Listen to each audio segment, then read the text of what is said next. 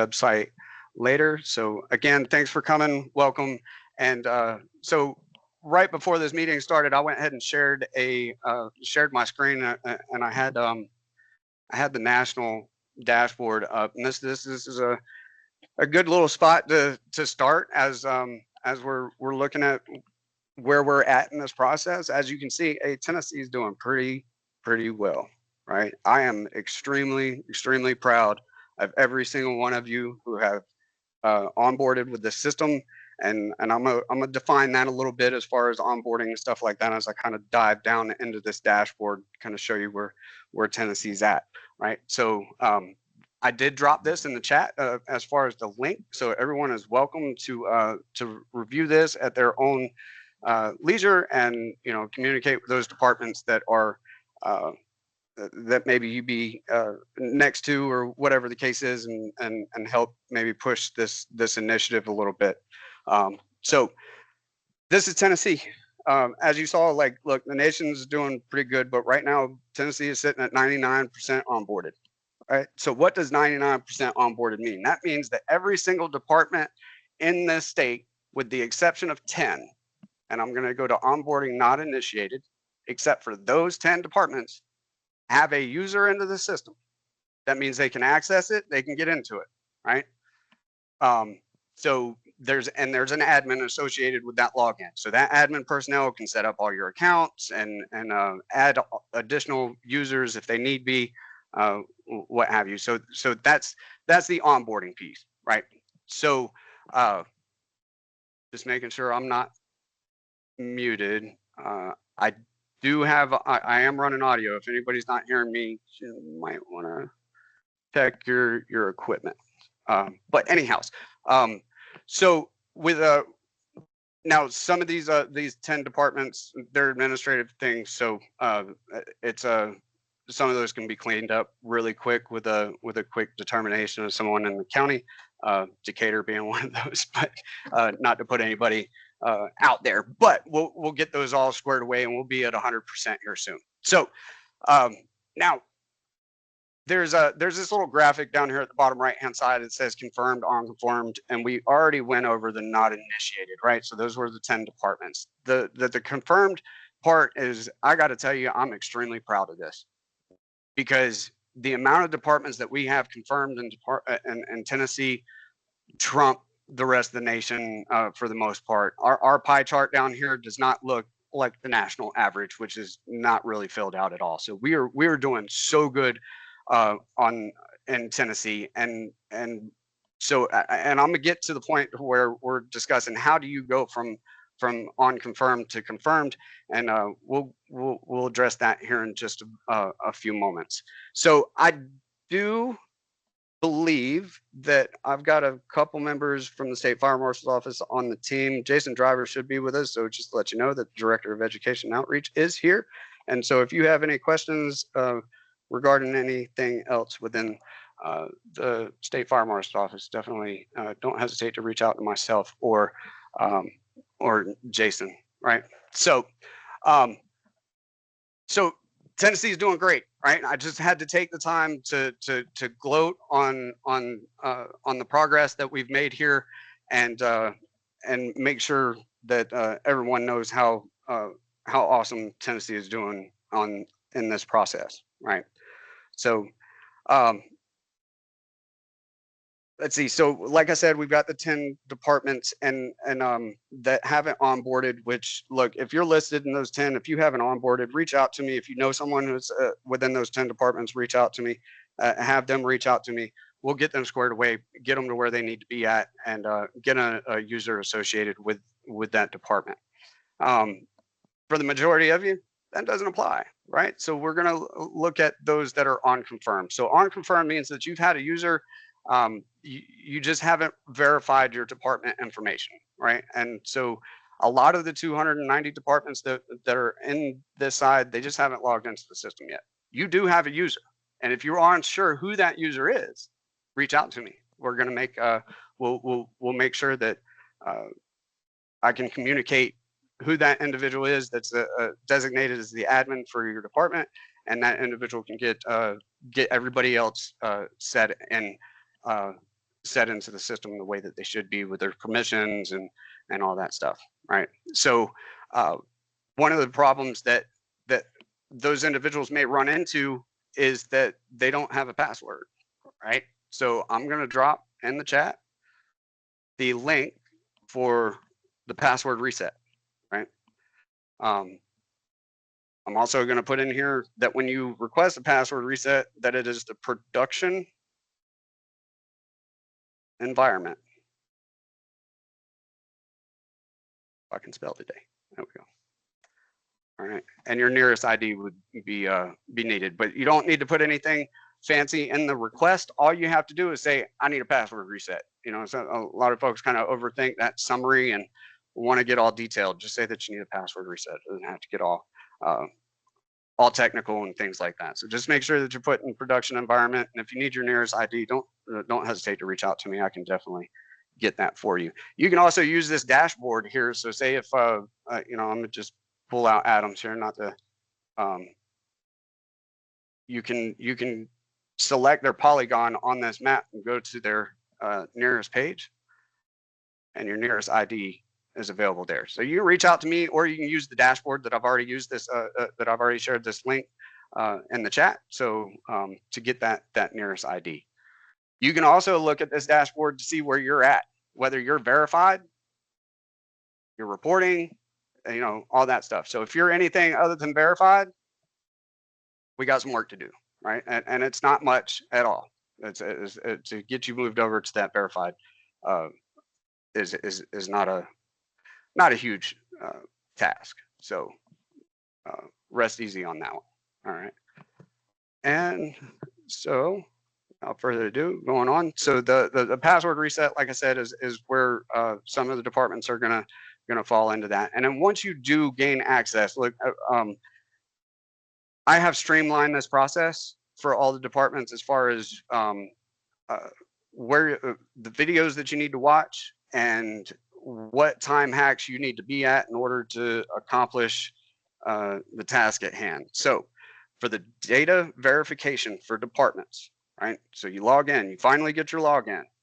The next thing you need to do is need to go in and do your verification, right? So I'm going to drop the link in the chat. It describes that at 17 minutes, 30 seconds, Greg Weinshank, he is the NERIS lead.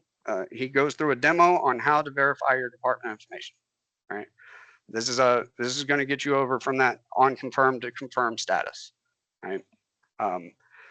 There are going to be questions regarding your 911, your PSAP information, your jurisdiction, things like that. So if you do not know the answers to some of these questions, your FCC ID, things like that, the equipment in your firehouse should have FCC ID posted on it. But if not, you can reach out to your 911 dispatch. Usually they can help you out with obtaining that FCC ID. It's also a public record and you can look it up online. Again, if you need assistance with this process, go ahead and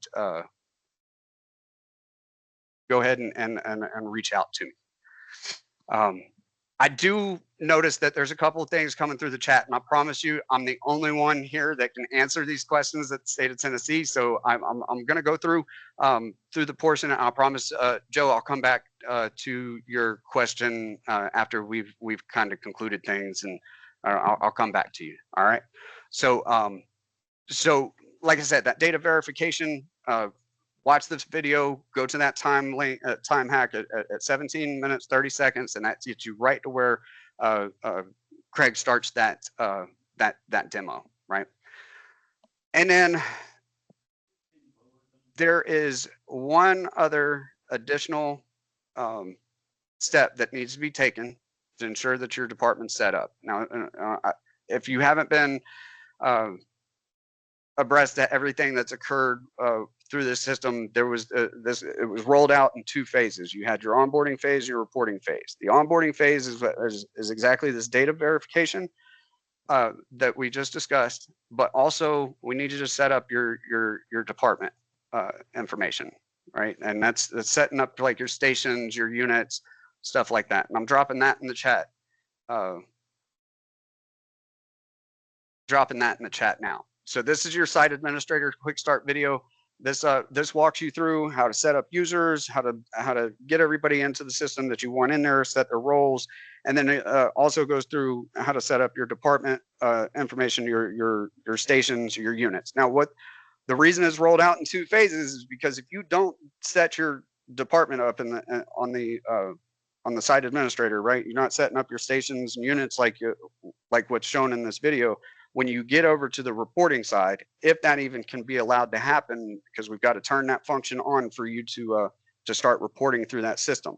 If you have not completed this portion, once you start doing a report, you're not going to have drop downs, and you're not going to have like your stations and units to choose from, and ultimately you're stuck at that on that report at that point because there's nothing there. You're going to have to go back and complete the site administrator processes anyway. So it's best just to go ahead and knock out the onboarding piece. So like I said, verify your department information, set up your department with the site administrator quick start video, and then you're going to get moved over from that unconfirmed to that confirmed status, and then from there you have one other process that needs to be completed before you start reporting into the system, and it is dependent on how your department is set up. Right, so you've got a direct entry, which is you're not using an RMS system. You're using the free NERIS system directly. There's no ESO, I am responding, first due, anything like that. So that is I am putting in the request link, because once you've completed the onboarding portion of this, you can go ahead and request that the function to report incidents be turned on for your department. And that's what I'm dropping in the chat now. Additionally, or actually, yeah, so if you're not a direct entry department, you're using an RMS system. Your RMS system, you know, like I said, ESO, first due, I am responding, you're paying for a third-party software system to come in and manage your records for you. If that is the case, there is a video for the API partner integration. And this shows you how to take the client ID that your vendor gives you, ESO, first due, whatever.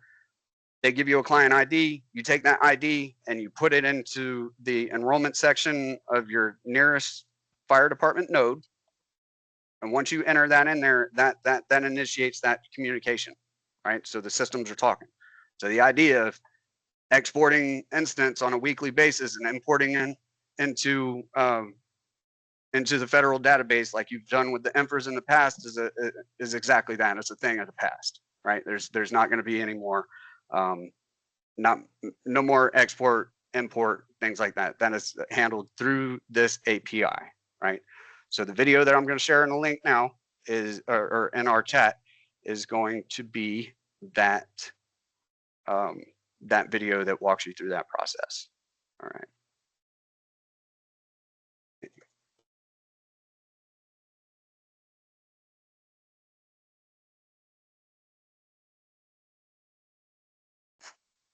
All right. So that's the API integration for you all that are using an RMS system, right? So that's gonna be how your RMS is gonna start talking to NERIS, right? And so I hit on a bunch of topics here, and and this was solely for the purpose of moving departments over from an unconfirmed to a confirmed status. There's 97 individuals on this call right now. 387 departments have completed this. There's a good probability that I have someone in those 300 on this call that need to complete this. But if you don't, you can use this dashboard that I sent.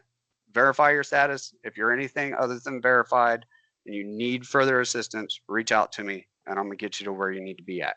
All right, so at this point, I'm gonna take a slight little break as we're just 15 minutes in, and I'm gonna go back through this this chat real quick, make sure that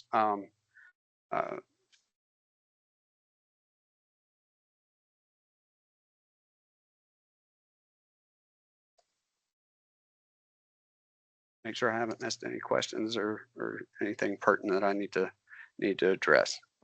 So, Joe, like I said, I was going to come back to this and address it. So you said you've been reporting since October in NERIS. Is it possible that you were reporting in a non-production environment? That's negative. You would know if you were in the sandbox, in the test environment, you would know. But no, you're good to go. You are in the production environment, and you would know limitations would be there. You wouldn't have all your surrounding departments. It would be yeah, and you can even look over here in on the dashboard that I've got up here sharing my screen with. You can go ahead and pull this dashboard up, enter your department name, and it'll tell you if you're reporting, and it'll tell you how many incidents you've pushed through the system so far. All right. All right. Yeah. Thanks, Bentley. Appreciate you. So. So yeah, you would know. All right, and I think I hit on all those questions. I'm just going to type in here. If you do not have audio, check your equipment.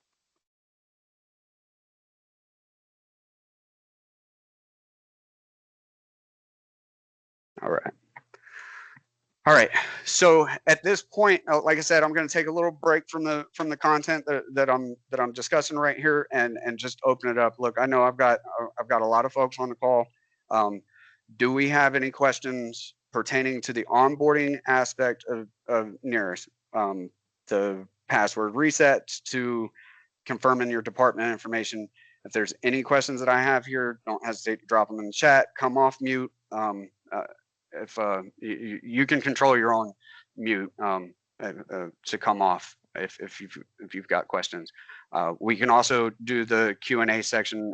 If you've got questions, you can hold them to the very end. But I just wanted to make sure we didn't get too far away from this content before I started moving into the reporting piece of this. Hey, I appreciate it, Mr. Lane. Appreciate it. All right. So what I'm gonna do, since you can't see that link, you may have came in a little bit later. What I'm just gonna do is I'll go ahead and drop in there again. All right. You may have came in a little bit late there, Joe, but I went ahead and dropped that NERIS dashboard, onboarding dashboard again in the chat, so you should be good to go. All right. So now that we've talked about everything that needs to be happening here with the NERIS onboarding, I think it's really important that we discuss when this needs to happen. And if you're reporting an MFERS right now, you're wrong. And I say that pointedly because look, we do have some departments. This is fresh off the press. These are departments that have reported incidents into MFERS in 2026. And if you see yourself on there, let's talk, because we need to get you into NERIS. We need to stop the reporting in MFERS ASAP. And the reason I say that is because January, in all its intents and purposes, is for data to be entered in. Your last minute incidents from 2025, it should be like December-ish, right? Like your last incidents for 2025, and making any data corrections, right? Any invalid incidents, you got any outliers or anything like that, making those corrections. So with that being said, if you're reporting an MFERS, please stop. We need to make sure that all of 2026 is going into NERIS, right? If you're on this list, I'm going to be reaching out to you probably Friday-ish to get this corrected. All right.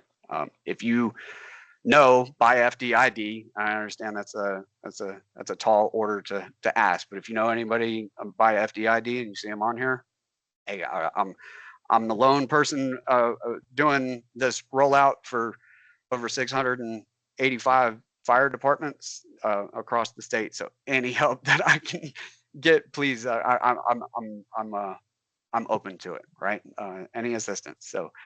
So yeah, so that's the big piece there. So stop reporting in NERIS. 2026 needs to go or stop reporting to EMFRS. All of 2026 needs to go into NERIS. So that's the big messaging piece from that list there. And then, all right, I can go ahead and close out Adams there, and then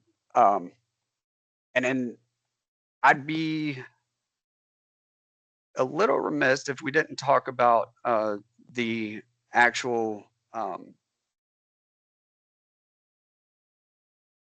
like I said, the best practices for 2025 data is to make sure that you're just putting that information in, making sure that your 100 series fires are in there, right? And so that at the very least, look, I get it, the timeline is crunched, right? But for us here at the state, for your grant purposes, things like that, we're looking at those 100 series fires. It's also what's mandated by the state statute to ensure that you're getting those incidents reported in a timely manner.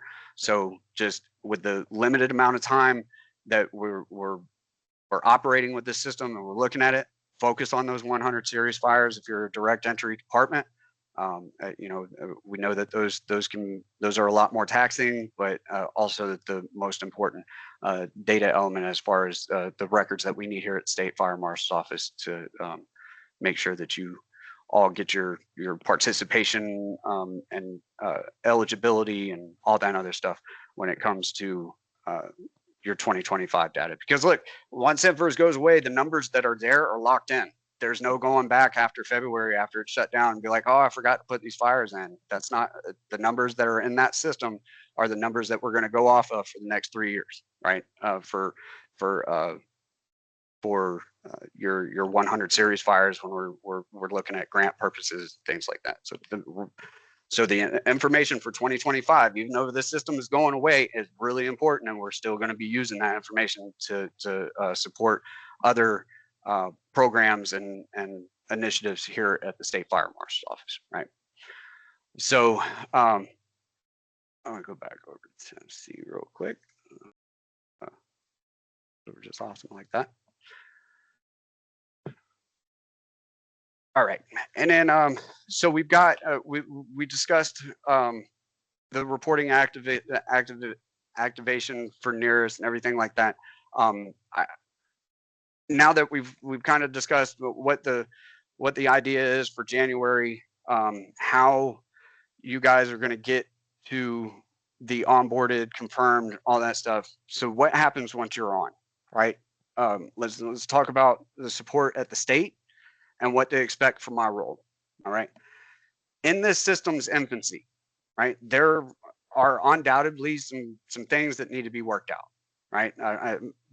It is fantastic, in my opinion, in comparison to EMFRS. But look, there's things that we're still learning about the system. Tennessee Forestry wasn't part. It doesn't have a NERIS ID. They assisted a department last week or over the last couple of weeks, and that was something that came up. How are we going to get Tennessee Forestry involved in NERIS so that you guys can mark them as an interagency aid, right? So with that being said, there's some things that we're still learning. There's some things that we still got to iron out, but in the grand scheme of things, it's much better than what you've dealt with in the past, as far as its capabilities and everything like that. Now, reports and data analytics for incident data are a little limited at this time, but there are some big plans to roll out community risk reduction modules in the system, and you cannot have CR without incident analysis being conducted there. So I suspect that here in early 2026, we're going to start seeing some updates with this. So as far as my role in this, look, I'm directing traffic right now, right? And that makes sense because who better to handle technical issues with this system than those who are writing it. I'm not writing the system, but I can tell you where you need to go and what you need to do and who you need to speak to in order to get your department set up the way that it needs to be set up. So I may be directing traffic, but I'm directing you where you need to be at right now. And as the system rolls out of its infancy, I'm sure as a state fire program manager here that my roles and abilities to assist within your fire department node and be able to handle those technical issues will be expanded upon. But as of right now, because the system's so new, it only makes sense that those issues are being forwarded to the national level so that they can be fixed across the board, not just for a single Tennessee fire department. So support after you've moved into this system. If you've got technical issues, the system's freezing up, things like that, reach out to me. More than likely, I'm going to be able to tell you the reason it's happening. Maybe you didn't complete an onboarding step. I can point you to where you need to be at or where you need to go to get the assistance. But what I do not have is I do not have the ability to access your fire department node anymore. I do not create users for you guys. I do not reset passwords for you. All that is in-house with the admins that are assigned that admin role. So, so I don't have access to your fire department information or your node, like how you log into your department. Just like if I log into the Tennessee Department of Commerce and Insurance, you don't have access to this. Yours looks completely different than what mine does, and much like yours looks completely different. And so I've got a different whole set of different dashboards here that you guys don't see, much to the point of the onboarding dashboards and incident analysis stuff you would likely have, but the dashboard stuff you will not. So so that kind of wanted to make sure that I communicated to everyone here that that the help desk is going to be your friend when it comes to technical issues. Again, don't hesitate to reach out to me. I'm not directing you to the help desk to get you off my back or anything like that. They need to know the issues, but I want to stay abreast to them too, because I'm learning this system. So if you can keep me informed, I'm all about it. CC me on your emails to the help desk. I mean, it may help get traction on them. They may see me on there. I don't know, but if you're not getting the traction that you feel like you should on your request to the help desk, most definitely reach out to me, because I know I can get some traction on what you're requesting, right? So with that technical piece being explained, I hope that everybody kind of understands my role here at the State Fire Marshal's office and how this is going to look in the near future as you're navigating the new system and potential issues within that system. So, like I said, don't hesitate to reach out to me if you need. All right. So, when I had submitted this message and sent it all out, the main topics that I wanted to talk about was your historical records and how that looks both at the local, state, and federal level. So right now, I have pulled 70. I believe I've got 73. Let me pull my. Yeah, I've gotten up to Roane County. I've gotten up to 73 counties. I pulled every single department's AFG report for 2023 to 2025. Right. So, and I'm still working those. I've got, 22 more counties to go before I went ahead and pulled all 690 plus AFG reports for every department. Right. In addition to that, I pull before the system goes down, I'm going to pull everybody's call numbers across the state. So that way, anything that I pulled, because I started the AFG reports out a little bit past mid-December. So obviously there's some data that's not there, but I don't have the time to wait for every department to enter their information here in January and then for me to pull all 600 plus AFG reports for each department. So what I did is I went ahead and pulled those reports, and what we'll do is we'll use those run call volumes for every department to reconcile anything that's missing out of that AFG report. So essentially, if you're doing an AFG report or a state grant report next year, we're going to have 2 forms of documentation for you to go ahead and refer to. Now, if you were in NERIS between June 2nd and December 31st, you'll have 3, right? So just letting everyone know, I'm pulling all your AFG reports, and I'm gonna reconcile any missing data with a final instant report by series type right before the lights are shut off on NFIRS. So we try to encompass every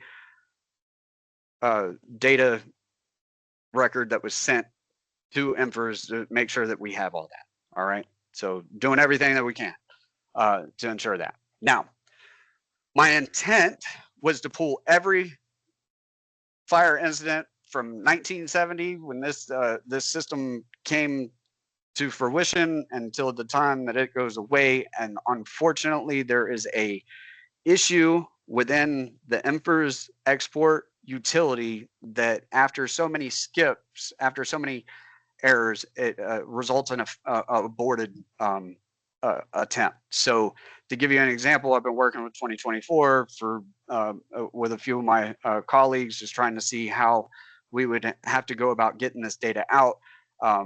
Trying to pull a month, I should have had around 72,000 incidents because the aborted job, I only got about 18,000.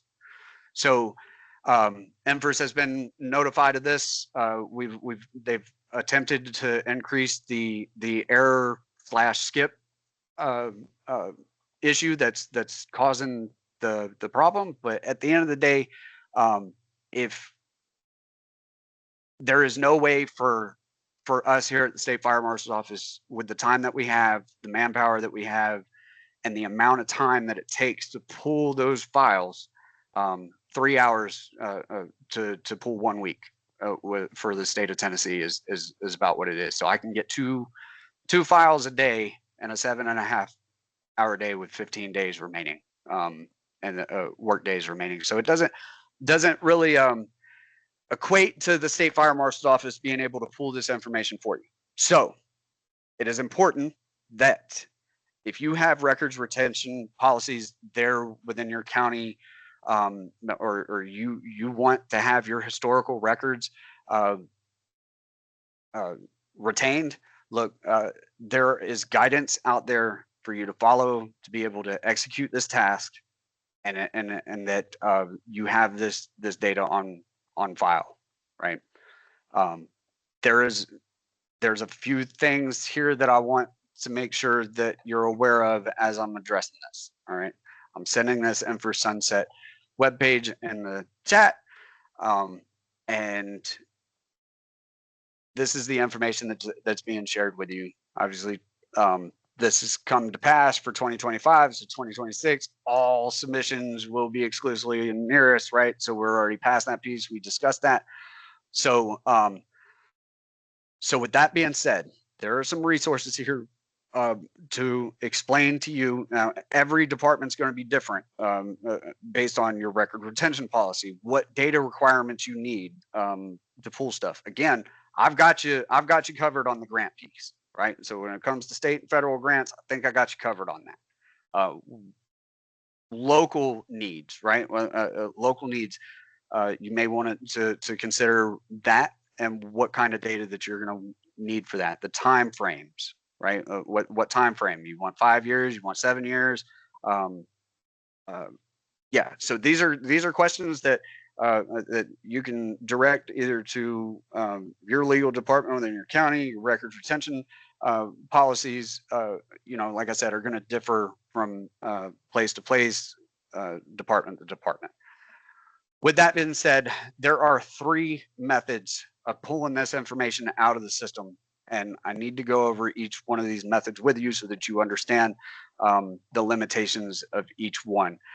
So the export incidents utility, that's done through the export utility in NFIRS, right? and I know many of you are familiar with the import process. When you get your information out of your RMS systems, you import it. This is doing the reverse. You're going to the top there, and under the incidents tab, selecting export incidents, and then filling out the form there to create that. Relatively easy. Like it says here, it contains all the data, right? That's the big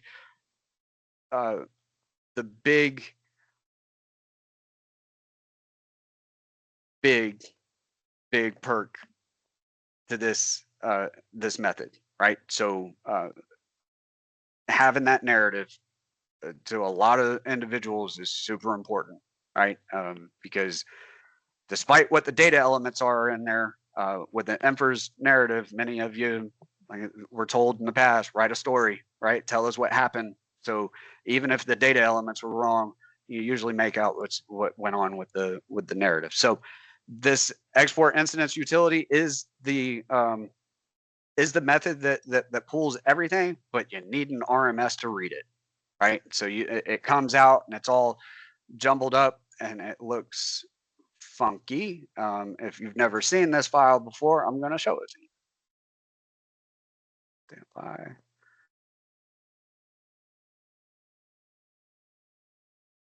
This is sort of what the file looks like when you export it out of NERIS. And that there is one incident, right? So it's not something that you can use Excel if you're tech savvy and do like a delineated text document into an Excel. You know, that's just you're not going to be successful with that. So so that's how that one looks. Data warehouse exports. Look, the Excel export report provides you every single data element minus the narrative, right? So this one, it does require the knowledge for you to be able to access data warehouse and the permissions and the know-how. But again, I'm not going to give you all this information and just leave you hanging. The FBIR report, that one is also a all-inclusive report. It contains everything. It comes out as a nice readable PDF file, but you can only do 5 reports at a time, right? So if you're a metropolitan department, you want to get your historical data, ain't gonna happen. I mean, it's not through this process. So given the timeline, data warehouse and export incidents is the 2 methods that is I see as feasible, right? And within that link that I just dropped in the chat for the NERIS Sunset, there are resources down here, and the 3 here. There's a video that shows you how to export your data using that first method, right? And then it like I said, it just goes up to a video. I'm going to pause this because he starts talking immediately, and I don't want that. All right, so so you can refer to the video for exporting your incidents. It takes roughly 2 minutes for him to finish the whole process, and then he goes through and does how to read it and all that other stuff. So the process is relatively short to do it, but you may sit around and wait for a few hours until you get a notification from NERIS and let you know that it's complete. All right. And then for the other method there, for the Excel export, there is a how-to video that, or not video, a handout that gives you the step-by-step processes, steps to go ahead and export out of the data warehouse. Again, you got to have particular permissions. Most, if you're an ATC chief or an admin personnel with the department, you likely have the permissions to access data warehouse. But if you log in and you do not see a green data warehouse about midway down your login page, and you want to perform this action, reach out to me. All right. So, so that covers that piece. Let's see. I just want to make sure that I haven't skipped over anything that we needed to go over before I open this floor open to questions. It looks like I hit all my wickets on my to-do here for the thing. And last but not least, so like I'm just gonna drop my contact information here in the chat so that everyone has that. And then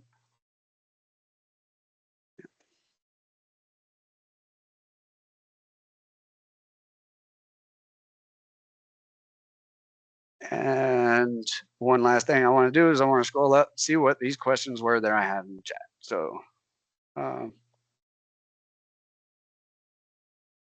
right, Warren, I think I got you. If you've got additional questions on that, on exporting the historical data or records keeping, let me know. All right. Joe, we can talk offline if you want to send me an email. We can look at Estelle Springs and get that squared away. One of our neighboring departments is spelled incorrect. So for any incorrect spellings, anything like that, you can submit a trouble ticket. If the neighboring department is someone that you can reach out to, just let them know, hey, submit a trouble ticket, a request through the help desk to update that name. All right. Mr. Greg Johnson. Now, everyone, you may or may not, I wasn't aware that I had another colleague on here, but Mr. Greg Johnson is our GIS specialist. And I think that it's important that everyone know this, that Greg is flipping awesome. I mean, bottom line, you know, when it comes down to his abilities to navigate issues with your service areas and be able to communicate with the folks that need to be communicated with, and ensure that that what we have at the state accurately reflects what you have, and in turn reflects what NERIS has. So so Greg, I do apologize I didn't introduce you earlier, but Greg Johnson is on the call. If you wouldn't mind, Greg, drop your contact information in the chat, and that way we can make sure that everybody's got that point of contact for you in case any of you have service area discrepancies, because I'm sure that's going to happen, right? You're going to get in, start doing department verification. You're going to see, hey, my jurisdiction's split into 2 different areas, or something wonky like that might arise for a few of the departments here. So but it's an easy fix, especially with the expertise of Mr. Greg and Scott Bailey there at the NERIS team. We've got a pretty good support system here. So, but all right. So on to your question. If you're supposed to be blue, recommend submitting NERIS ticket. So yeah, if you're showing up as gray, but you've already submitted your department information, you verified that, you've set the onboarding up, everything is good to go. The only thing that I would question to turn you blue is maybe that first report rolling through the system. So there's been some changes to that to the onboarding dashboard as to the functionality of, and how those graphs and charts are being pulled. But for the most part, if you pull up your department and you click on that polygon, it will show you. And here, I'll go back. Like I said, we'll just use Adams again. If you click on that polygon, whether it's gray, whatever the case is, you'll see your onboarding status and users, whether you're reporting things like that. So definitely use that if you've completed all the steps with the site administrative video, all that stuff, and verified your department information. If you've completed that, then yeah, it's likely that we're going to need to submit a help desk ticket to get you moved over to confirm. But I have yet to see that occur. So yeah, if it does, let me know. I would like to stay rest to, like I said, any of the issues that you guys come across, and keep me CC'd on things, keep me copied, because much like you, I'm learning this system, right? Actually, a lot of you are leaps and strides ahead of me because I'm more focused on the onboarding piece as opposed to the reporting piece right now. So yeah, a lot of you are leaps and strides ahead of me, but use that help desk ticket if you feel you're all set up, you've completed all the steps for onboarding, and yeah, so we'll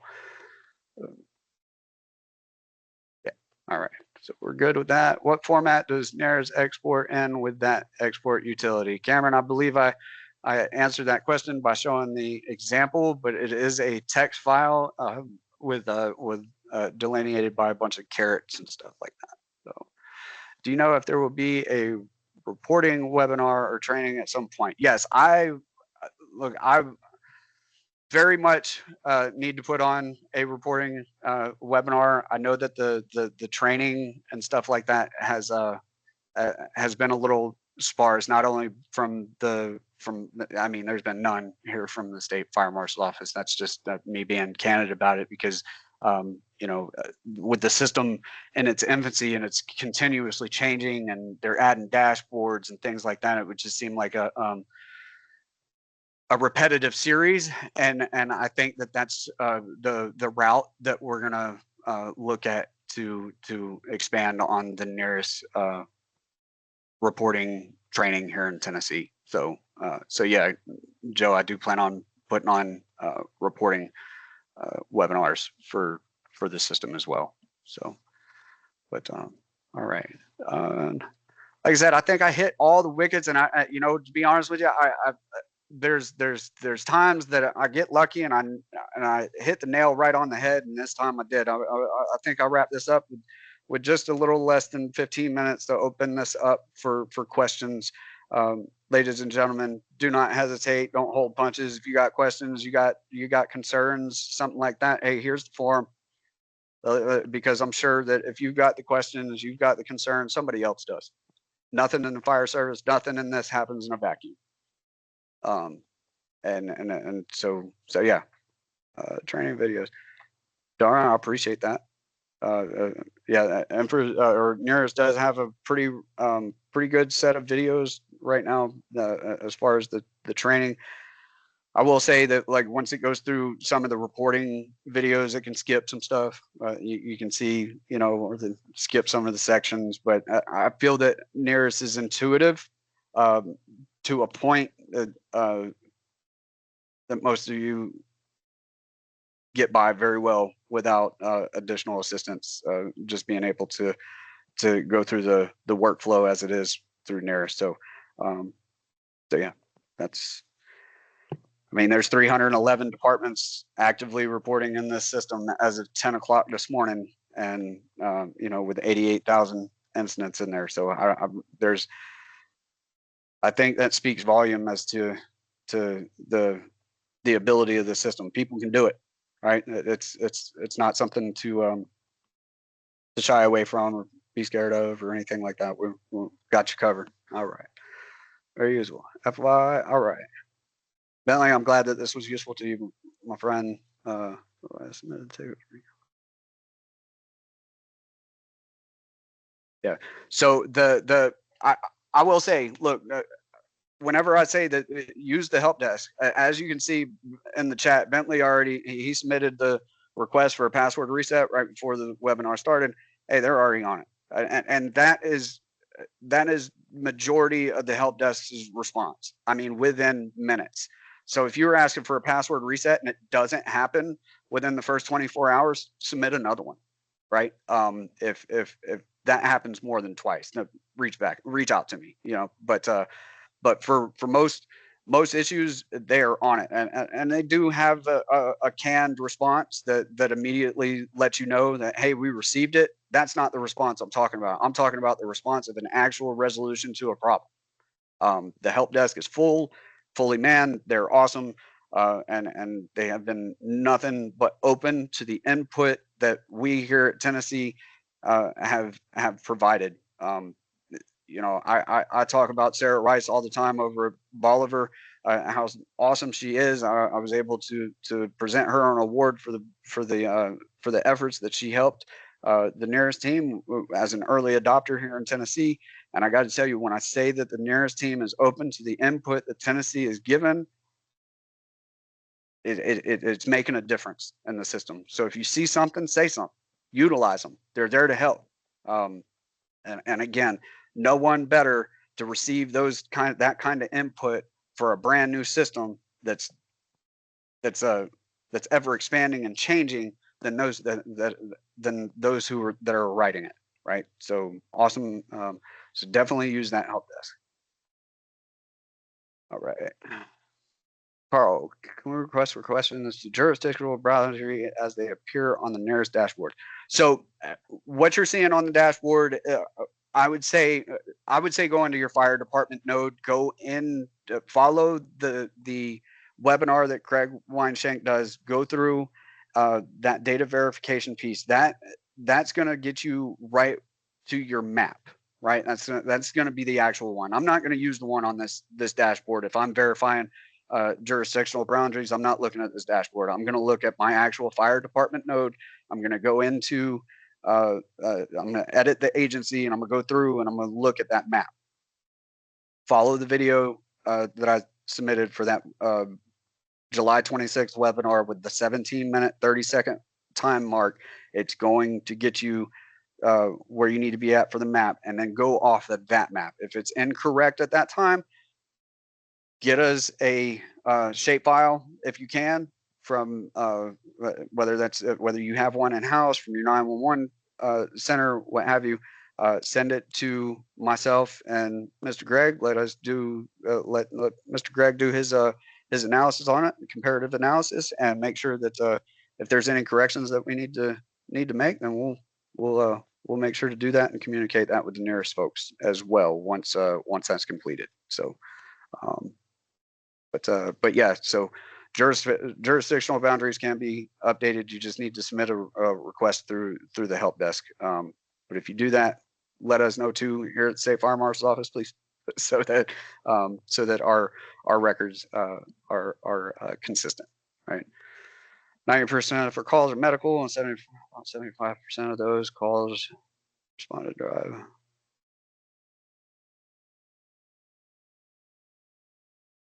Yeah, so POVs can be added into NERIS. You just designate that vehicle as POV whatever.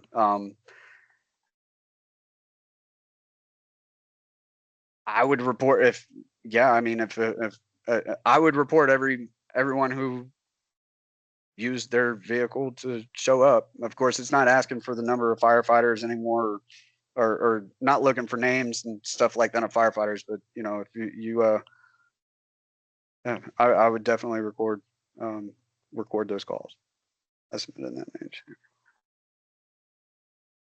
Another example of the help desk being really quick.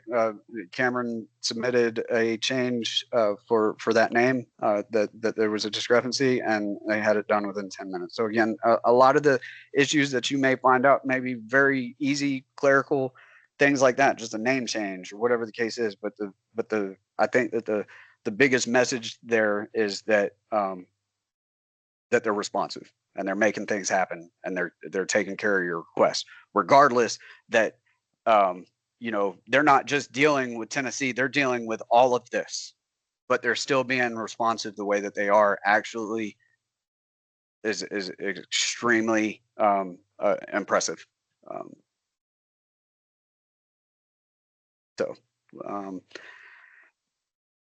Sarah, I'm looking to I have another webinar tonight at 6 p.m. So I'm going to choose the best of the two, and then from there I will give to our communications team to go ahead and edit and do what they need to do to make sure that it's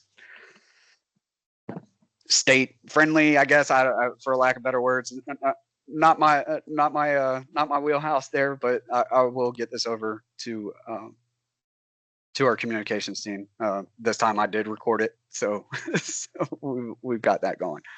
Do the same thing.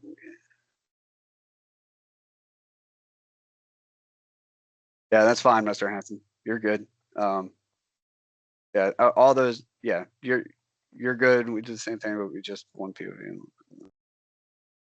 Yeah, that's fine. That's exactly how it should be. All right. Good job. Thanks, gentlemen. All right. So, so look, I know I had this scheduled for an hour. We're coming up with just under 4 minutes left remaining. But that's not to say that I will not hang out. If you've got questions, comments, concerns, anything that maybe you didn't want to address in front of the group, whatever, I'm gonna hang out, and then once everybody's for the most part departed, I'll go ahead and bounce out. But I do have another. Roy, let's see. Are countywide departments submitting data as a single county department, or are the individual stations submitting? That's a great question. And, and the only reason I say that is because much to the point of those 10 departments that I have that haven't onboarded, some of those are in Decatur County. Decatur has a countywide that an individual reports for them all. But like, so for like Bath Springs and Bob's Landing, those two are within the county. But yeah, so it's a mixed bag on how you guys do it. For yeah, it just really depends. I can't speak specific to your county, but if you want to talk offline there, Roy, don't hesitate to reach out to me, and we can see how that's all set up and stuff. What county were you with, Roy?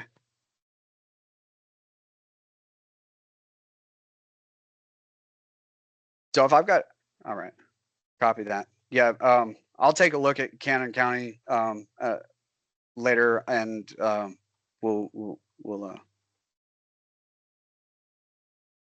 right. Thanks, Donovan. I appreciate you coming.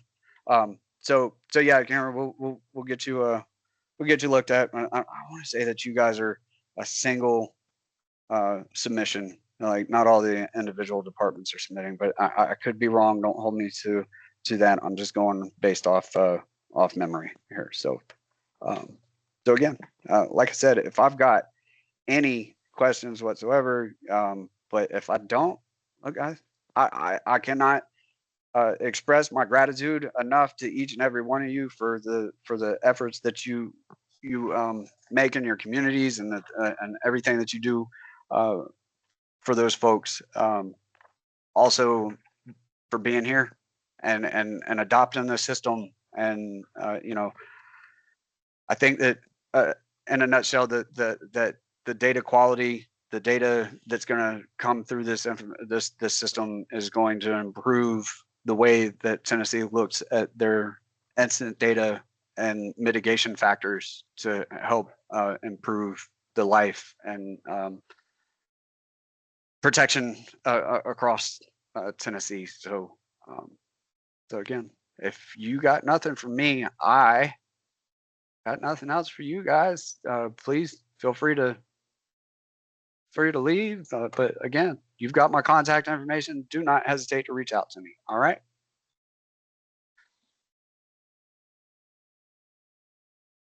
So, Kyle, can you hear me? Yes, sir. I can. Know who I got. Mr. Matt Green there. Yeah, this is Matt Green, Copper Basin. Yeah. What's going on, Matt? I just got pulled into this like last week, so I'm not real sure where we're at with Copper Basin. But I did see where Chief Centerfit sent a email to you saying that we were ready to be cut over or something. I don't even have a password or anything, so just give me some idea where I need to start. Yeah. That's Copper Basin. I think I had. Did I not approve an account for someone with this earlier? Because I remember that you guys weren't popping up on this dashboard. I'm just not showing up. But that's not to say that I can't look at you elsewhere. Let's see.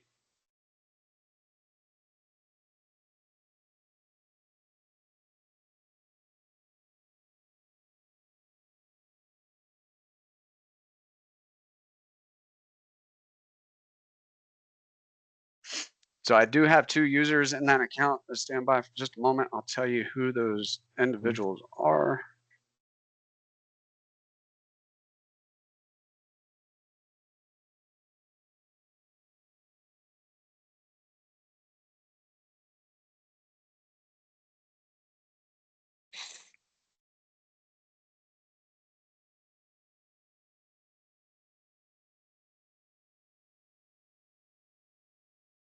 Yeah, so the only one that I submitted was Martin. That was the only one that I had submitted for Copper Basin. So you have 2 users in it. And this is a great example for you all that are still on the call with me. This is about the limitations that I have, right? I can tell the amount of users that a department has, but I can't tell you who, because I don't have that access into the fire department node. So so with Martin being the only one that I had submitted for Copper Basin, do you know? So I'm gonna drop one more link. I'm gonna drop a link in in the chat, and then let's just go ahead and see if we can get you verified or added as a user. Emperor's references.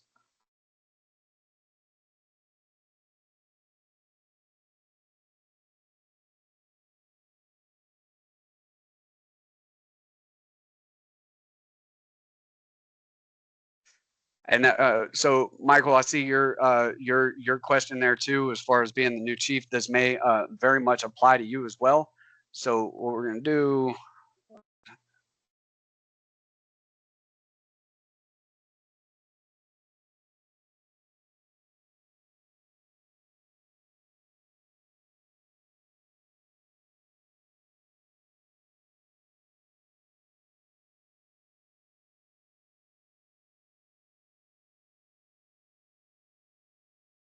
This is the sign up link. All right. This was intended for the ATCs, the chiefs, and those admins to gain access to the system. So this is the initial process for anyone that isn't associated with the department already. So this comes to me. So basically what happens, you can fill out this form. I'll receive it, but I'm gonna go back and I'm gonna look at the ATC information. I may end up getting Martin, right? And just use Martin. I'll look at his information. I'll call him on his cell phone or shoot him an email and be like, hey, I got a request from Matt Green to get access into your fire department node. Do you approve? Yes, good to go. I'll approve your account. All right. Okay. So, and then from there, you would follow the instructions that I give you following the approval of your account, which essentially is the same exact information of every single link that I posted at the beginning of this webinar. So what's going to happen if I take his place as the admin? Is that something that's going to go through you, or is there a form we got to fill out, or what? So so this form right here is automatically going to designate you as an admin if I approve it. All right. Okay. If I get approval from chief, this is going to give you those admin permissions. Once you're in there, you can add whoever. The only thing that you cannot do as an admin is change your own role as an admin. So you can change everybody else's, but you can't change your own own designation as an admin. But once you're in, once you fill out this form, I get permission from chief. We'll go ahead and get you in the system. You'll be designated an admin, and then you can go through and set everybody's permissions and their roles and all that stuff that's discussed within the site administrator quick start video again that I shared at the beginning of this webinar. Yeah. So he's acting like we've done everything except talk to you to cut it on. I mean, I know that's probably not true, but I guess that'll all be explained in there when I go through that, right? So we'll figure it out. And from what I saw, it did not look like you guys were confirmed when I was looking at Copper Basin. It didn't. I saw the 2 users, but I didn't see that it was a confirmed department. So so yeah, you likely still have some homework to do here based Mhm. on what you're saying there. But I think, but again, once we get you access, just follow the instructions and the videos that I Right. share. It's going to get you exactly where you need to be at. Uh, All right. So no Sounds worries good. on Thank that. you. All right. All right. Yeah, no All problem, Matt. Yeah. All right. Onboarding status is on verified. Does that mean we're not fully switched over to NERIS? Yeah. Renee, if you were listed as on verified, it doesn't mean that you're not fully switched over. I mean, you can be fully switched over because technically you're not entering reports into NFRS anymore if you're reporting through NERIS. But here's the deal: you can be an on verified department and reporting into the system. What you can't do is skip that site administrator quick start video, because again, you start doing reports and you're going to run into a point to where you can't do drop downs for your units and stuff like that, and basically you can't go anywhere further until you're able to fill out that section. So you'll have to go back. But the on verified doesn't necessarily mean that, but you should but if that is what's going on there, Renee, definitely use the July 26th webinar with that 17-minute 30-second time hack to go through and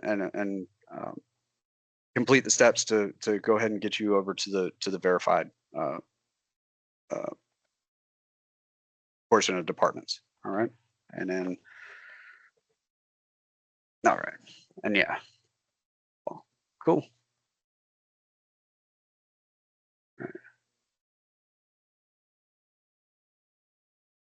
I can send that to you in an email. All right. Guys, it's thinning out slowly but surely, but yeah, I'm just gonna give it a few more minutes here, and then I think I'm gonna go ahead and conclude this webinar. But hey, if you want another round of this, there's one at 6. Or if you know that you've got fellow departments in the area that could benefit from this information, let us know. All right. I let them know. Send them my contact information, what have you.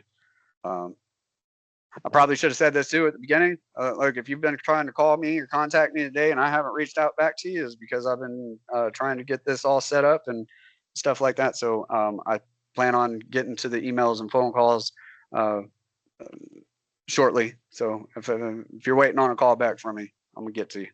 So, but hey, happy New Year, Kyle. Hey, happy New Year. What's going on, Paul? Not much. I'm gonna hey, I'm going to send you a little email regarding Steve Cross and myself, just to see if we can figure out a way to continue access like we had with NFRS. But Okay. nothing to worry about right away. We'll see what we can do. All right. Appreciate you. Yeah, yes, sir.